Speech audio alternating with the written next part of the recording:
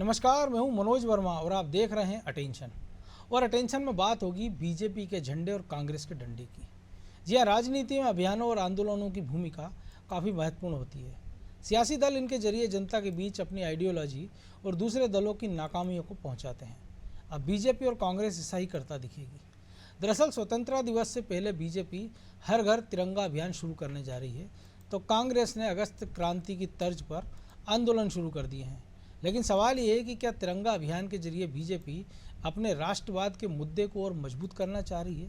क्या क्रांति की राह पर चलकर कांग्रेस पार्टी को फिर खड़ा कर पाएगी? आज इन्हीं सवालों के आसपास चर्चा करेंगे, लेकिन पहले रिपोर्ट देखिए।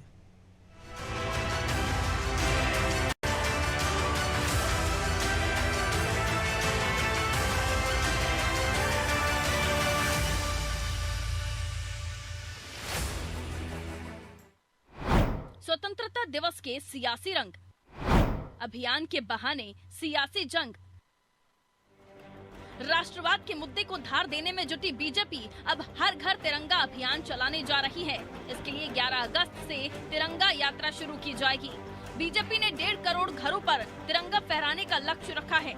अब बीजेपी के इस अभियान को उसके राष्ट्रवाद के मुद्दे से इसलिए जोड़ा जा रहा है क्योंकि बीजेपी नेता पड़ोसी राज्यों का उदाहरण देकर देश में राष्ट्रवाद की अलग जगह रखना चाहते हैं, ताकि इसका फायदा भी सीधे सीधे बीजेपी को ही मिले। लिहाजा स्वतंत्रता दिवस से पहले बीजेपी ने अपनी अहम बैठक में हर घर तिरंगा अभियान के लिए जिला मंडल की अभियान समितियों का गठन करने का फैसला भी लिया है। साथ ही प्रदेश स्तर पर अभियान की संयोजक राज्यसभा सांसद कविता पाटीदार को बनाया गया है। 15 अगस्त ये हमारा अपना राष्ट्रीय पर्व और 15 अगस्त के राष्ट्रीय पर्व के अवसर पर पूरी पार्टी पूरे समाज को लेकर के अगर तिरंगा अभियान चला रही है, ये वाकई बहुत अभिनंदनीय कार्य है। और इस नाते से हम सब प्रदेशवासी घर घर से तिरंगा अपने सबके घर फहराएं। विभिन्न प्रकार के जो आयोजन किए गए, सरकार भी आपके साथ कदम से कदम मिला के चलेगी। मध्य प्रदेश के अंदर 64,523 बूथों पर हर घर तिरंगा अभियान की हम शुरुआत कर रहे हैं और इस अभियान में मध्य प्रदेश के लगभग 1.5 करोड़ परिवारों में हर घर तिरंगा पहुंचे। इस अभियान के निमित्त भारतीय जनता पार्टी ने आज एक व्यापक तैयारी आज देश के अंदर की है। इधर बीजेपी झंडा अभियान पर जोर देगी तो कांग्रेस ने झंडा अभियान शुरू कर दिया है। आसान शब्दों में समझे तो वो अगस्त क्रांति की तर्ज पर प्रदेश में बैक टू बैक बड़े आंदोलन करेगी। इसकी शुरुआत उसने इंदौर से कर दी है और 9 अगस्त को लाहौर, 13 को उज्जैन और 30 को भोपाल में प्रदर्शन होगा। कांग्रेस के सभी आंदोलन में पार्टी के दिग्गज शामिल होंगे। कांग्रेस की ये अगस्त क्रांति वादा खिलाफी, कानून व्यवस्था और बेरोजगारी को लेकर होगी। जो है भ्रष्टाचार, महंगाई, बेरोजगारी, लूट खसोट, ये सारे भोपाल जैसी राजधानी में जो है सीधे कट्टा लगा के लूट हो रही सड़क पे, बोर्ड ऑफिस के सामने, ये परिस्थितियां क्या भाजपा को दिखाई नहीं पड़ रही? ये सुशासन कहलाता है। अगस्त क्रांति तो एक प्रतीक है, लेकिन वो किसके खिलाफ विरोध है? उस व्यवस्था के खिलाफ जो जनमानस को रोंदने कुचलने का काम करती है। और आज भी वो काम फिर से शुरू हो गया है इस देश में।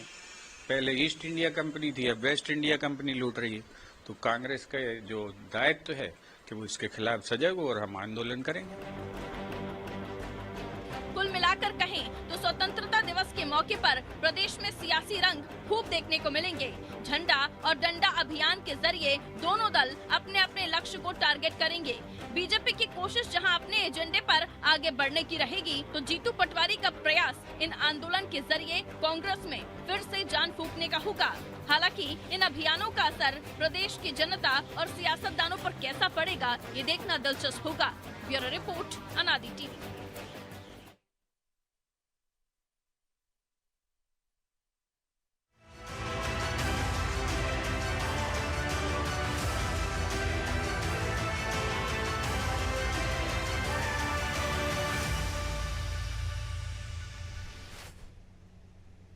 तो इसी पर चर्चा करने के लिए हमारे साथ जुड़ गए वरिष्ठ पत्रकार रमेश शर्मा और हमारे सहयोगी प्रभु पटेरिया और ब्रजेश चौक से। वो स्वागत है शर्मा जी आपका अनादि टीवी में। तो एक तो राष्ट्रवाद का अभियान और एक राज्य की सत्ता के खिलाफ अभियान, दोनों लगभग एक ही तारीख से। कैसे देखते हैं आप इसे? देखिए, स्वाभाविक रूप से दोनों दलों का अपना अपना लक्ष्य है। भारतीय जनता पार्टी जहां ये सोच रही है कि जो जन समर्थन उनके पास है वो जन समर्थन बना रहे, और सरकार में आने के बाद भी जो कार्यकर्ता है भाजपा का वो किसी प्रकार सक्रिय रहे, और वो ऐसा ना हो कि सरकार आ गई है और वो चुपचाप घर में बैठे। ये भाजपा का उद्देश्य है। आपको अगर याद हो तो हर घर तिरंगा अभियान भाजपा ने पहले भी चलाया हुआ है, पिछले साल भी चला था, उससे पहले भी चला था। हर घर तिरंगा अभियान उनका पुराना रहा है। और दूसरा, कांग्रेस की जो कोशिश रही है, कांग्रेस इस समय कहीं ना कहीं ये जो इस समय का प्रदेश का नेतृत्व है वो दो प्रकार की समस्याओं से जूझ रहा है। एक तो कहीं ना कहीं उनको जन समर्थन और कार्यकर्ताओं का समर्थन चाहिए, और दूसरा कई वरिष्ठ नेताओं के बीच में जो उनकी अंदरूनी खींचपैंच है उसको लेकर के भी निपटना।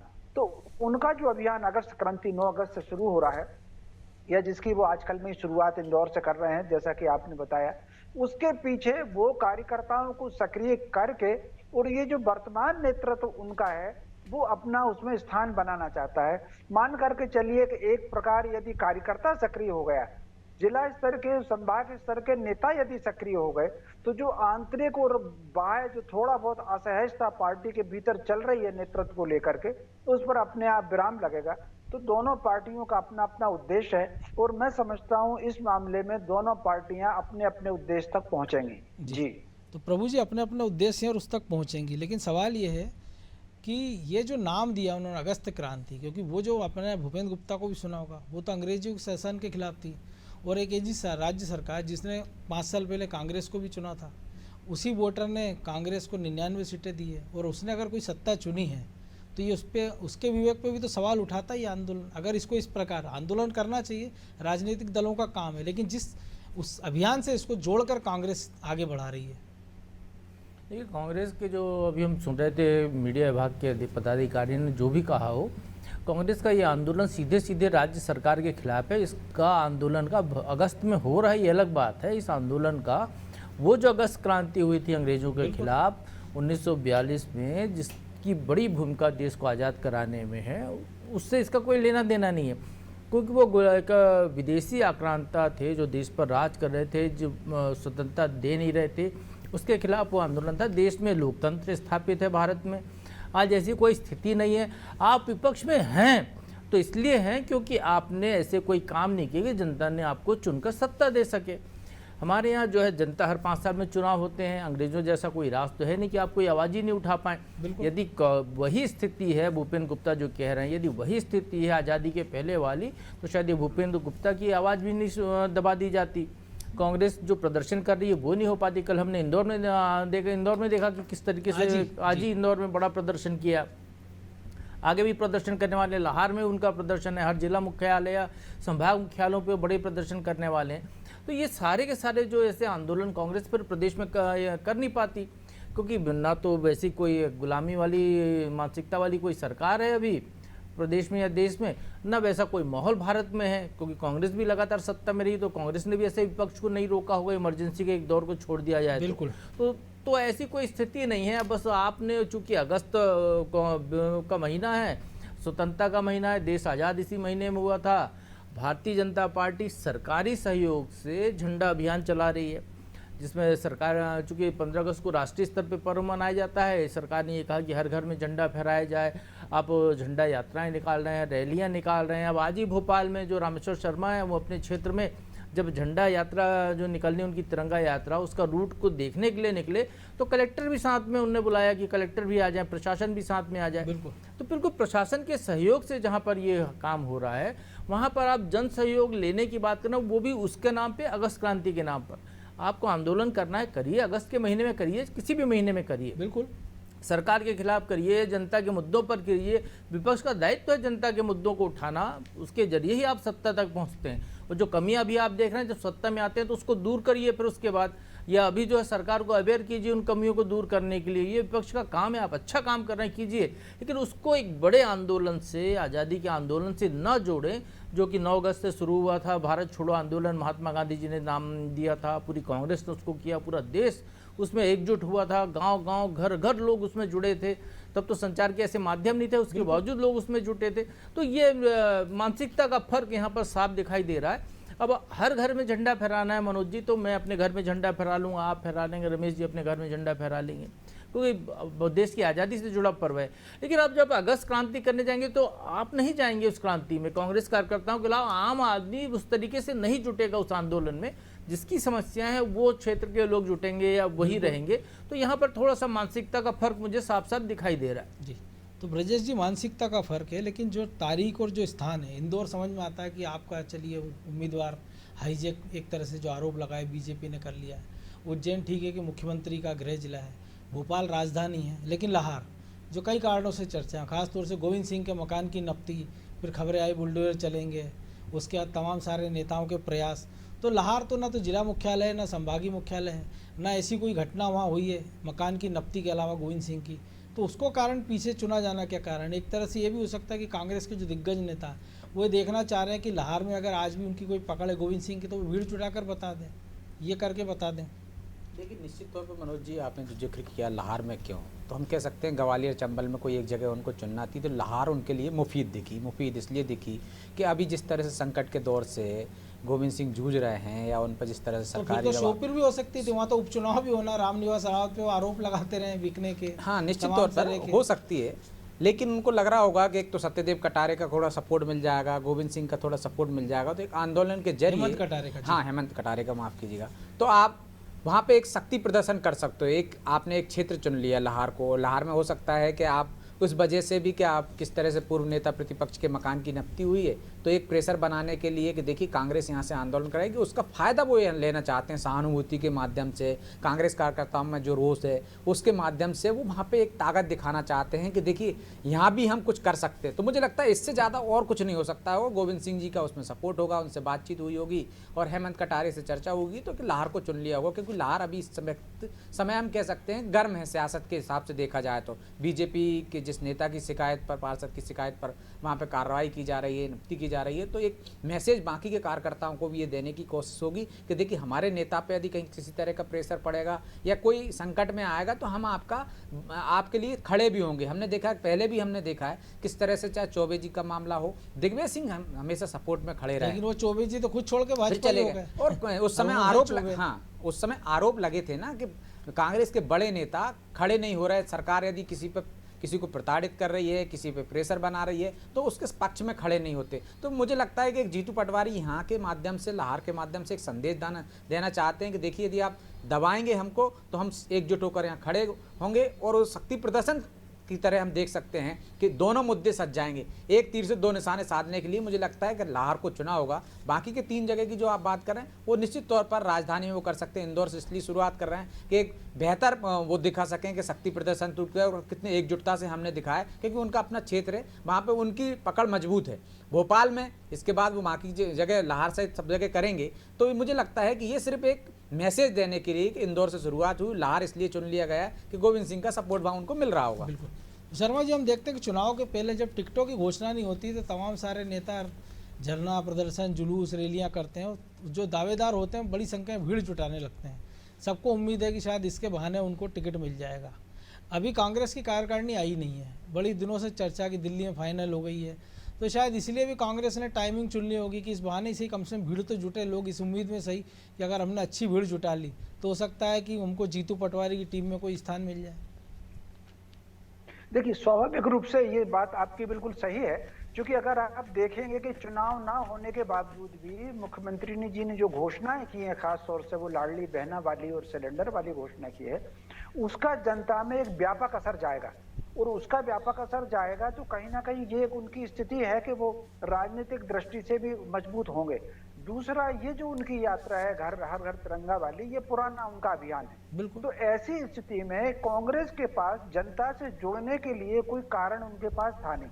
और फिर जिस तरीके से नेतृत्व उनका आंतरिक और बाह्य दोनों प्रकार के संघर्ष से जूझ रहा है, ऐसी स्थिति में उपचुनाव भी उनको लड़ना है, तो ऐसी स्थिति में उनको कार्यकर्ताओं को सक्रिय करना आवश्यक था। तो उन्होंने अगस्त क्रांति से उसको जोड़ करके, ये मैं प्रभु जी की इस बात से सहमत हूँ कि उनका आंदोलन राजनीतिक आंदोलन है।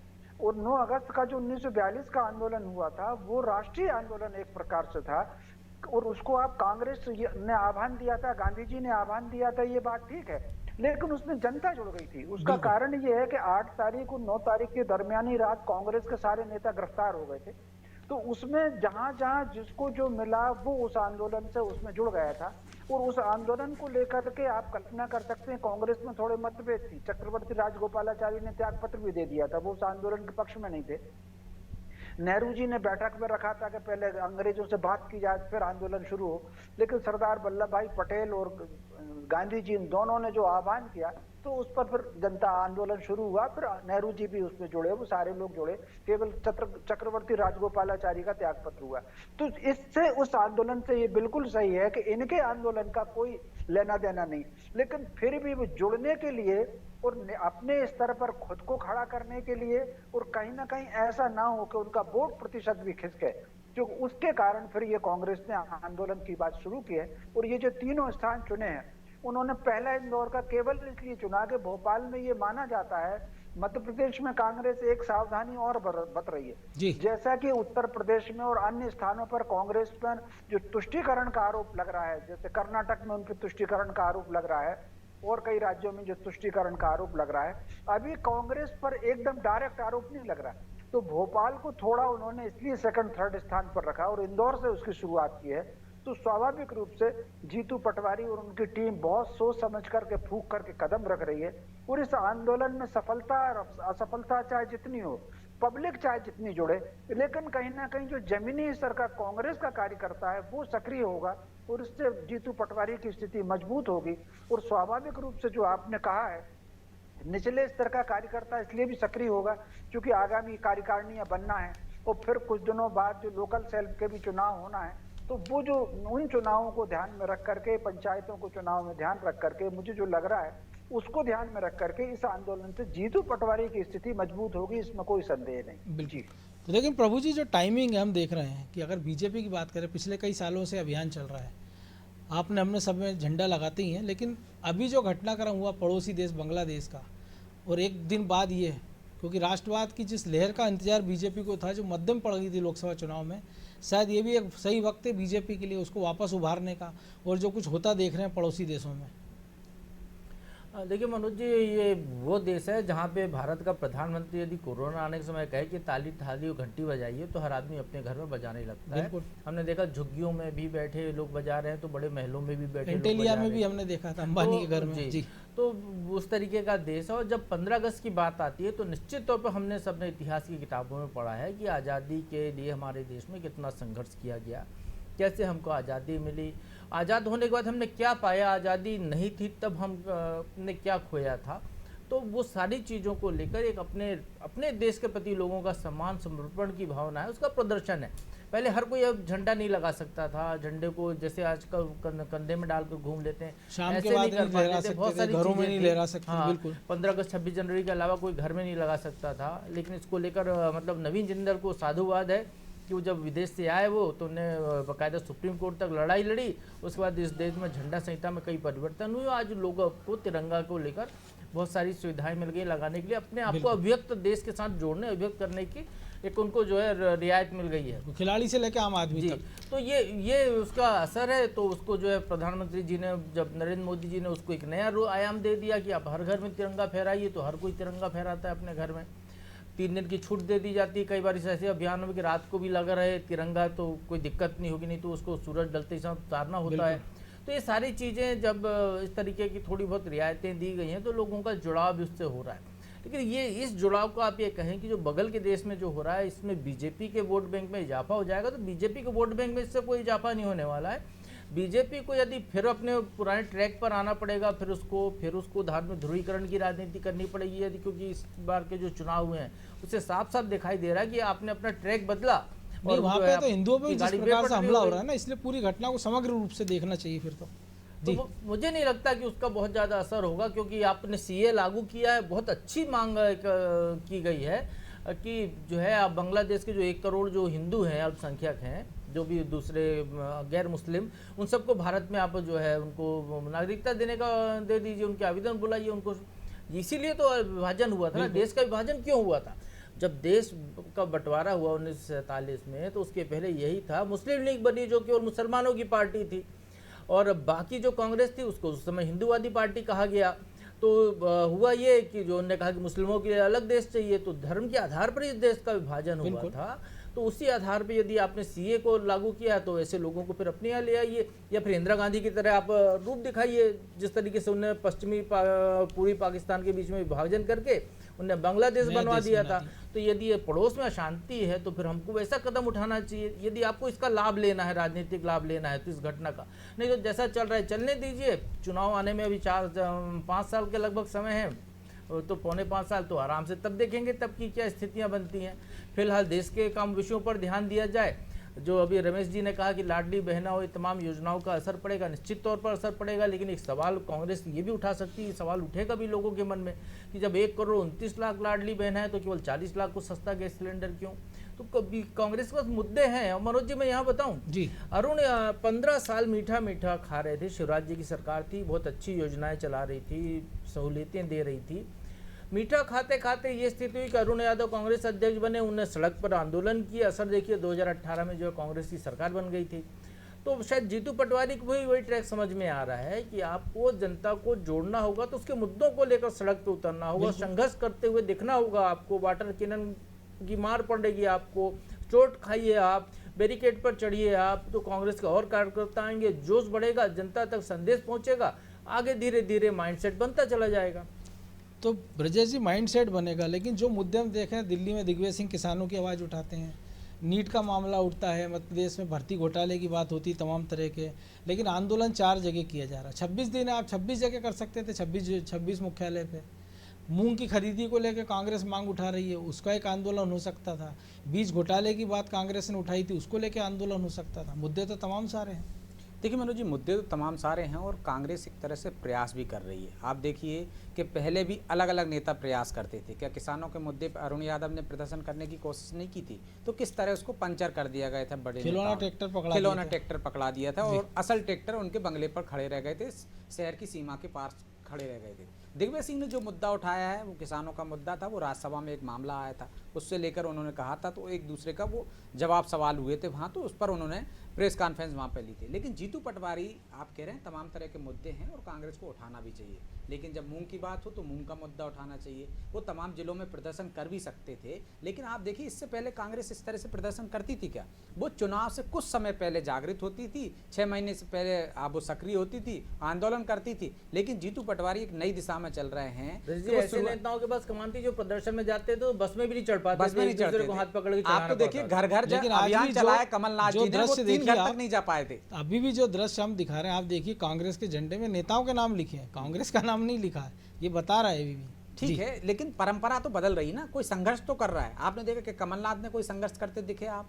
वो मुझे लगता है कि वो प्रदेश अध्यक्ष रहते पूरे जिले नहीं नाप पाए होंगे, पूरे कार्यकर्ताओं के नाम नहीं समझ याद रख पाए होंगे या उनसे मिल नहीं पाए होंगे। आप देखिए, आपको भी याद होगा देवास में उन्होंने घर घर चलो एक अभियान चलाया था। 3 घर नहीं गए थे, गाड़ी से बैठे थे और चले गए थे। हमने भोपाल में देखा कि बड़े नेता जाते हैं, मंच पर भाषण देते हैं, पीछे से गाड़ी में बैठकर निकल जाते हैं, लाठियां कोई और खाता। लेकिन यह नेतृत्व कर रहे हैं जीतू पटवारी, लाठियां भी खा रहे हैं, डंडे भी खा रहे हैं और वाटर कैनन का सामना भी कर रहे हैं। पूरे प्रदेश में वो एक तरह से एक टेम्परामेंट बनाने की कोशिश कर रहे हैं, ये जो ताकि बरकरार रहे। आप कहेंगे कि आज पूरी एनर्जी पूरे प्रदेश में लगा दीजिए, तो मुझे लगता है कि कांग्रेस फिर वो कर नहीं पाएगी, वो टेम्परामेंट बना नहीं पाएगी। आज 3 जिलों में उनका 3 जिलों का दौरा हो जाता है, वहाँ कार्यकर्ता सक्रिय हो जाते हैं, अगली बार 3 जिलों में। तो इससे एक माहौल बनाने की वो कोशिश कर रहे हैं, ताकि आखिर में जब चुनाव आए तो वो टेम्परामेंट इतना बन जाए कि उससे एक बड़े आंदोलन के रूप में खड़ा कर सके। अभी बड़ा आंदोलन खड़ा कर भी देंगे तो उसकी मुझे लगता है कोई फायदा नहीं है ना उनके पास पूरे प्रदेश में, और इतनी एनर्जी कांग्रेस के पास है नहीं है कि वो लगातार 4.5 साल तक हर ब्लॉक स्तर पर, जिला स्तर पर आंदोलन करती रहे, क्योंकि उसमें बहुत सारे संसाधन लगते हैं, कार्यकर्ताओं की वो फौज लगती है। बीजेपी जैसे संगठन नहीं है कि कार्यकर्ताओं को टास्क दे दिया तो वो अपना काम करते रहेंगे। यहाँ पर लोगों को अभी कार्यकर्ताओं को चार्ज करना है आपको, तो मुझे लगता है ये चार्ज करने की रणनीति है ताकि आगे जाकर इसमें सफलता मिल सके। बिल्कुल, तो कह सकते हैं चार्ज और लाठी चार्ज का सिलसिला भी चलता रहेगा। बहरहाल वक्त इतना ही था, बहुत धन्यवाद शर्मा जी। तो निश्चित तौर पर झंडे के बिना डंडे की कल्पना नहीं कर सकते और डंडे के बिना झंडे की, लेकिन इत्तेफाकन है कि झंडा और डंडा आमने सामने है। अब झंडा भारी पड़ेगा या डंडा, इस पर भी देखेंगे। लेकिन फिलहाल इतना तो है कि कांग्रेस भी अपनी तैयारी कर रही है और बीजेपी अपने राष्ट्रवाद के मुद्दे पर आगे बढ़ती नजर आ रही है। कौन किस पर बाजी मारेगा, इस पर भी हमारी नज़र रहेगी। अटेंशन में आज इतना ही, मुझे दीजिए इजाज़त और आप देखते रहिए अनादि टीवी। नमस्कार।